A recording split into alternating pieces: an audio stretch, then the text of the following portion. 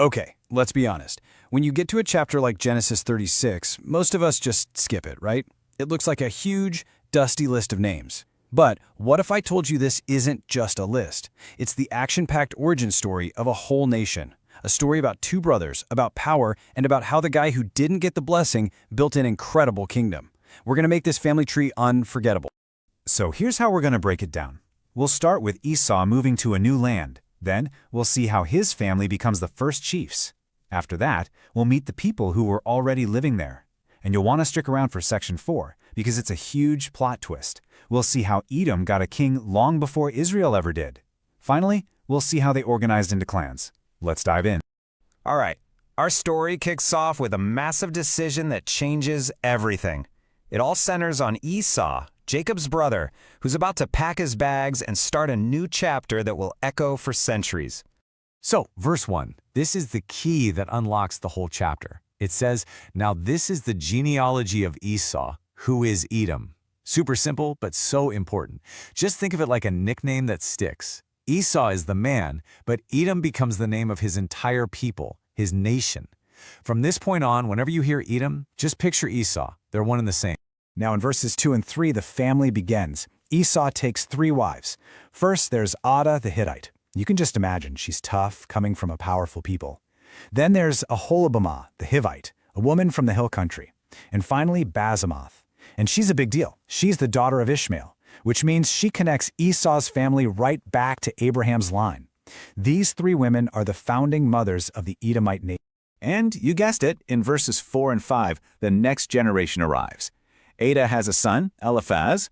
Basemath has a son named Reuel. Picture those as the first 2 major branches on Esau's family tree. Then Aholibamah has 3 sons, Jush, Jaalam, and Korah. Boom, 3 more branches. So right out of the gate, we have 5 sons, the first generation of Edomites, all born in Canaan. Okay, verses 6 through 8. This is a huge moment. Esau gathers up everything, his wives, his kids, his livestock, the whole shebang, and he moves. Why? Well, verse 7 tells us something incredible. He and his brother Jacob were just too rich, too successful.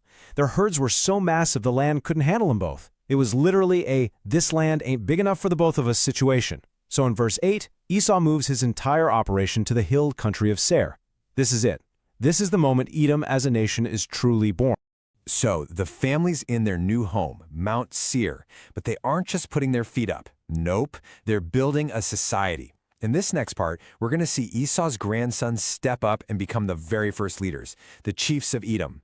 Verse 9 just reminds us of the setting. Esau is the father of the Edomites in Mount Seir. Then verse 10 brings us back to those 2 main sons, Eliphaz and Reuel. And then, check it out, verse 11 unleashes the next generation. The sons of Eliphaz are Timon, Omar, Zepho, Gatam, and Kenaz. Don't just gloss over these names. These guys are the future leaders of this new nation. Now, verse 12 throws in a detail that feels small but is actually a massive deal for the future. Eliphaz has another son named Amalek with his concubine Timnah.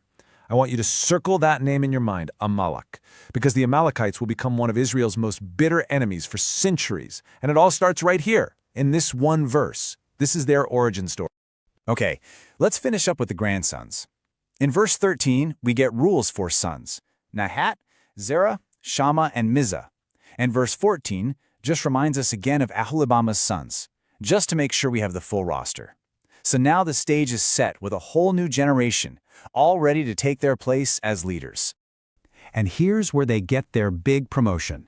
In verses 15 and 16, these grandsons are no longer just sons, they're now called chiefs. You can almost picture a ceremony where each one steps forward. Chief Timon, Chief Omar, Chief Zepho, Chief Kenaz, Chief Korah, Chief Gatam, and yes, even Chief Amalek. They are officially the ruling class of Edom. And the new titles just keep coming. Verse 17 and 18 tell us that Reuel's and Aholibamah's sons also become chiefs.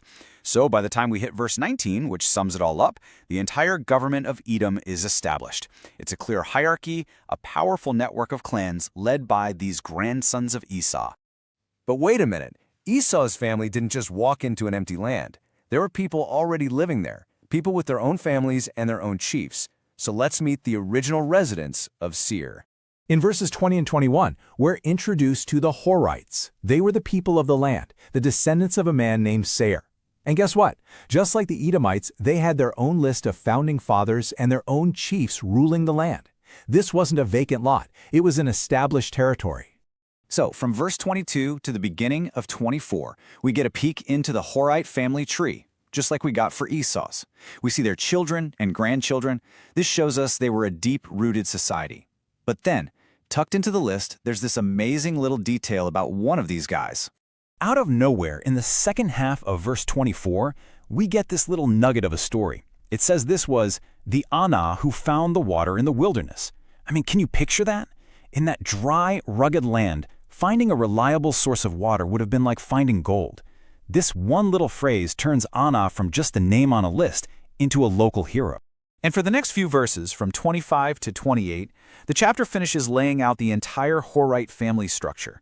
We get all the names, all the sons, all the branches. The point is to show us just how established these people really were before Esau even showed up.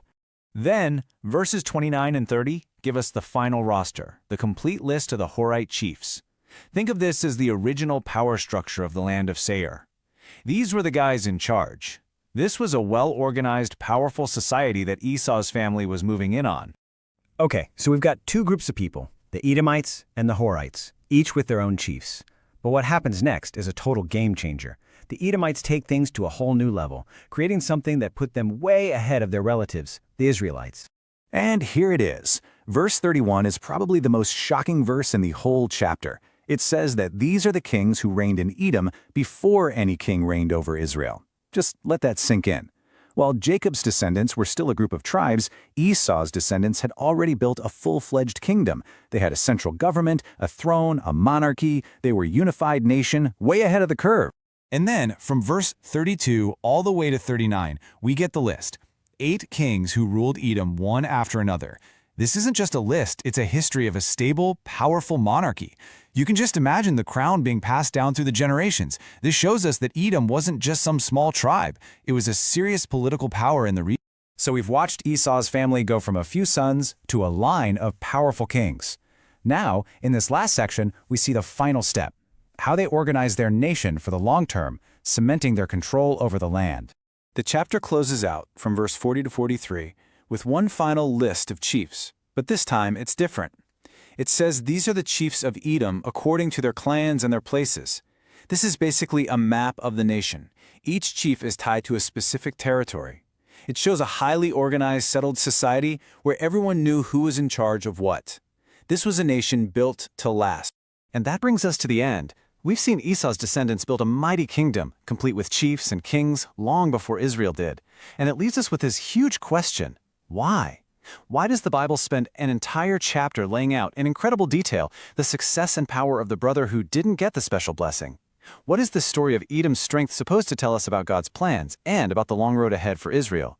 Now that is something we're thinking about.